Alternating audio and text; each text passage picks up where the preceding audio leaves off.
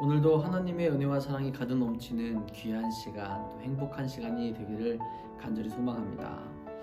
여러분, 절망 가운데 놓이셨던 적이 있으십니까? 혹은 내 힘으로 해결할 수 없는 그런 어려움 가운데 놓이셨던 적이 있으십니까?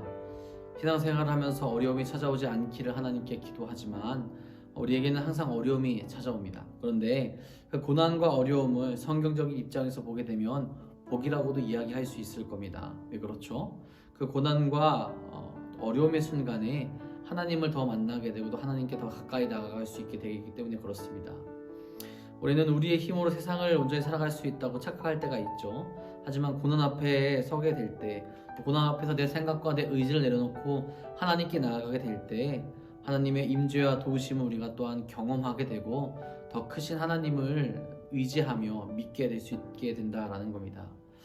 오늘 우리가 읽은 에스겔의 말씀이 그렇습니다. 아무 소망도 없고 미래도 없어 보이는 이스라엘의 백성들이 있었습니다. 다 포기할 수밖에 없는 상황에서 하나님은 희망을 보여주시죠.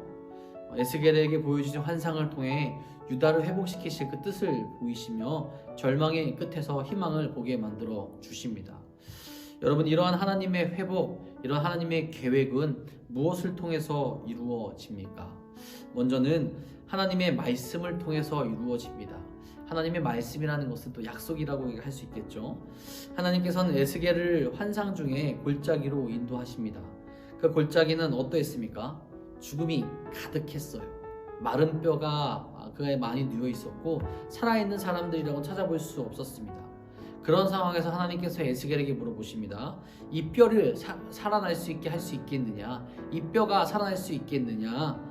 에스겔이 대답하죠. 하나님이 아십니다.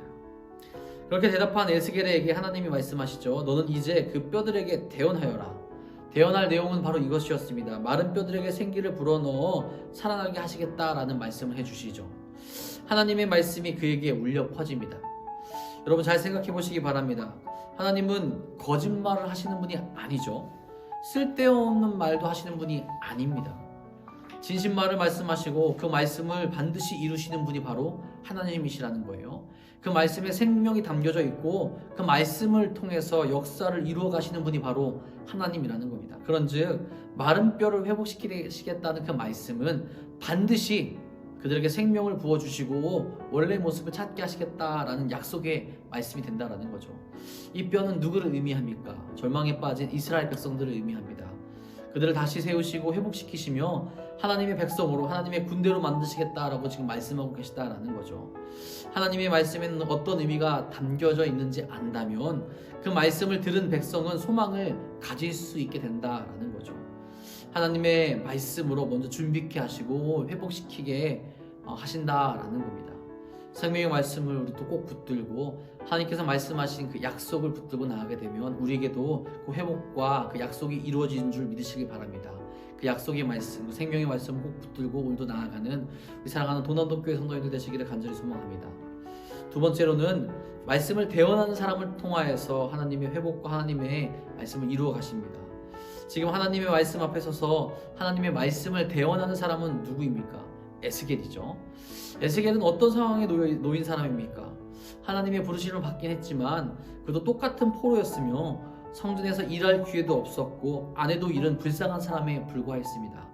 그런데 그런 상황에서 하나님은 에스겔을 부르시고 하나님의 말씀을 대언하라 그렇게 명령을 하시죠. 중요한 것은 하나님의 명령에 순종했을 때 기적이 일어난다라는 것이죠. 환상 중에 에스겔이 말씀을 대언하자 마른 뼈에 살이 붙어 가죽이 덮이면서 생기가 들어가 살아 움직이는 군대가 되었습니다. 하나님은 에스겔을 통하여서 말씀과 계획을 대언하게 하셨고 그것을 바라보게 하신 거죠. 사람을 통하여 일하시고 그 사람으로 하나님의 영광을 나타나게 하신다라는 겁니다. 지금 이 시대에도 하나님의 말씀을 대언하는 존재가 필요합니다. 우리 모두가 그런 존재가 될 수 있어야 한다라는 거죠. 하나님의 말씀을 붙들고 말씀을 따라 살아가게 될 때 마른 뼈가 살아나듯이 우리의 사랑하는 이들이 살아날 수 있게 된다라는 거죠. 오늘도 우리로 말씀을 대언하라 명하신 하나님의 뜻대로 나아가시는 우리 사랑하는 성도님들 되시기를 간절히 소망합니다.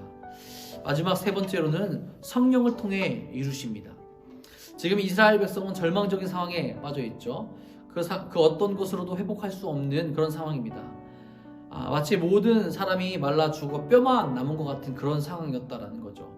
이런 현실을 바꾸실 수 있는 힘과 능력은 어디로부터 나옵니까? 이것을 이루시는 분은 누구십니까? 하나님이라는 거죠. 하나님께서 절망적인 백성을 살리기 위해서 무엇을 심어주시겠다라고 말씀하시죠? 14절에 말합니다. 내가 또 내 영을 너희 속에 두어 너희가 살아나게 하고 내가 또 너희에게 너희 고국 땅을 주리니 나 여호와가 이 일을 말하고 이른 줄을 너희가 알리라. 여호와의 말씀이니라. 하나님의 영, 즉 성령님을 너희 안에 심어주시겠다라고 약속하시죠. 성령님이 사람에게 임하시고 인도하시면 절망 중에 소망을 보게 됩니다. 능력이 없는 자에게 능력이 생기게 됩니다. 할 수 없는 자가 할 수 있게 된다라는 거죠. 영이 다시 살아나게 하시며 하나님을 찬양하고 거룩한 백성으로 되돌려 주신다라는 겁니다. 포기하였지만, 그래서 절망 가운데 있지만 절망이 바뀌어 찬양으로 바뀔 수 있게 된다라는 거죠. 그렇게 하심으로 하나님의 다스림을 받는 백성이 되게 하여 주시고 기적을 맛보는 삶으로 인도해 주신다라는 거죠. 여러분, 우리도 성령님을 바라보시며 기적을 경험하는 길로, 다시 새롭게 태어나는 길로, 회복하는 길로 나아가시기를 간절히 바랍니다. 2022년도의 끝에 있습니다.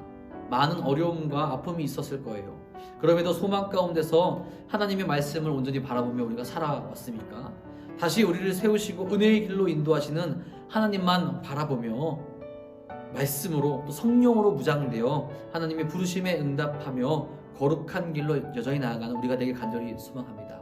2023년도에도 포기하지 아니하고 우리를 택하시고 우리를 부르시고 우리와 함께 하신 하나님과 나아가서 승리의 길로, 또 회복의 길로, 또 구원의 길로 나아가시는 우리 사랑하는 도남동교회 성도님들 모두 되시기를 주님의 이름으로 축복하고 축원합니다.